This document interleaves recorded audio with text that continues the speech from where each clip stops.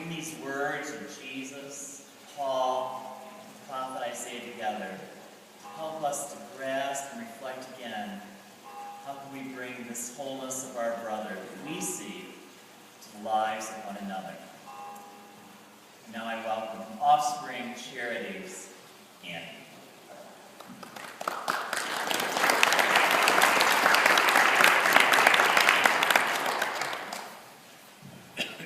I'm vertically challenged. It's a good thing the step stool is here. Thanks, everybody, for having us and for inviting the Offspring's Charities here. You know, I've been hearing a lot today in the Gospel and the readings telling us on how we're all made up of the same body parts. And we're all roots of the same Creator. We're also hearing the word oppression a lot. Domestic violence and intimate partner violence is a form of oppression, and it affects 1 in 4 women in her lifetime in our community. And I'm here to tell you today that if it wasn't for organizations like Offspring's Charities, I wouldn't be here to tell my story. So I'm going to share some kind of heavy details of what I went through in the 10 years that I spent with this person. But as you can see, I'm here, so my life has been healed, and I'm blessed to be happily married now, and I have 2 stepsons, so my ending to my story is happy. But I'm going to digress for just a couple minutes and share with you an excerpt from a journal I wrote just a few short months after I fled my home in Parrington here in 1995.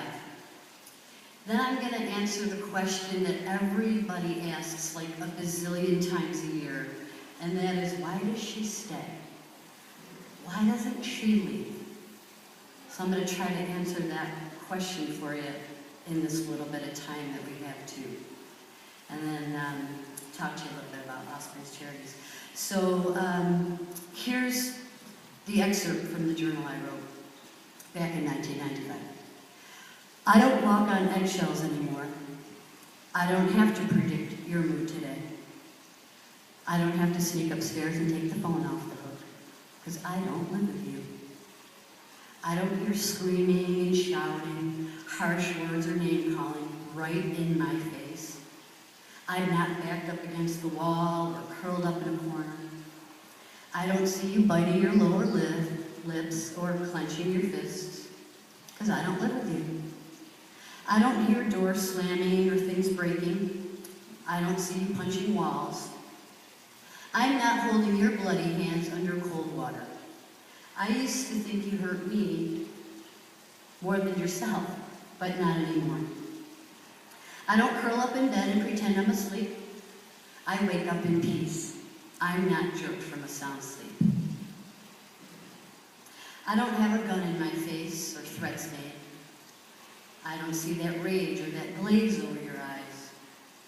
I don't feel you scaring me anymore, because I don't live with you. I don't feel your hands on my throat. I'm not shaking from head to toe. I don't run and hide. I don't plead for my life. I'm not your wife. I don't have to hear you say you're sorry anymore, because I don't live with you. I did a lot of journaling. I got a lot of counseling during these times, and one of the women that was my advocate after I wrote this and shared it, she said, Annie, I want you to read that every time you get homesick, because it's going to keep you strong. And it did. So did the letters of support that I got from my family. And the services that wrapped around me after I fled my home. I literally left with the clothes on my back and had to rebuild my life. So why do women stay? The simple answer, because. Because they're afraid. Because they have nowhere to go. Because they think they have nowhere to go. Because they think they deserve it. Because he says they deserve it. Because they don't want to be alone. Because they believe him when he says he's sorry. Because they believe him when they bring gifts and they take him out for a night, and he says he's sorry, because they understand him more than anybody. Because he needs them. Because they had no money. Because they had no job. Because of the children. Because they believe it will get better. Because no one will believe them when they tell them it's happening. Because they love him. That's a big part of it. Because of the children. Because if you leave, he says he'll kill you. Because if you leave, he says he'll kill himself. What I'd like everybody to try to do is when someone says to you, why doesn't she leave? Or why does she stay? Let's turn that question around and say, why does he abuse? Why does he behave that way? And let's wrap services around the people who are in danger, who are oppressed. I'm going to read 2 more letters because it's really important to know that you need that support so you don't go back. Okay? This letter was written to me by my mom, who's up there looking over me right now. She passed away in 1999. Like I said, I fled my home in 95. I got a lot of letters from her. But this is one that really helped within the first couple of months that I was gone. So this was written within a month. Dear Annie, I feel the agony you are in. We are all suffering for you and for Paul. You are doing the right thing, no matter how hard it is. You both need to heal totally separately. Please don't weaken. I could not stand being there. I could not stand not being there if I didn't know your brothers and sisters were taking care of you. She lived in Florida at the time. Don't fight whatever it takes to keep you safe. Life will go on, and it can only get better, since it can't get much harder for you. We are all praying for you to stay strong and get well. My arms are around you, and I'm holding you close.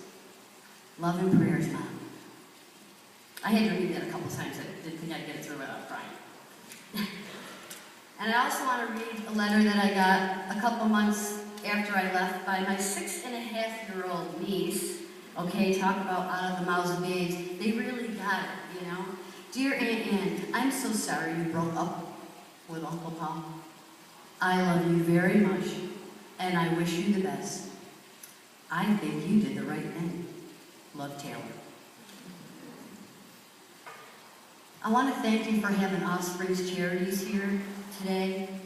They're a not-for-profit organization helping families to rebuild their lives after living with abuse. They're working really hard to break this cycle. And they offer the long-term post-separation services and educational services. We've paid to help put in alarm systems in some women's homes these last few months. We're helping them buy cars so they can get to work. They're leaving with nothing. Help them get apartments, post-shelter for some long-term safety.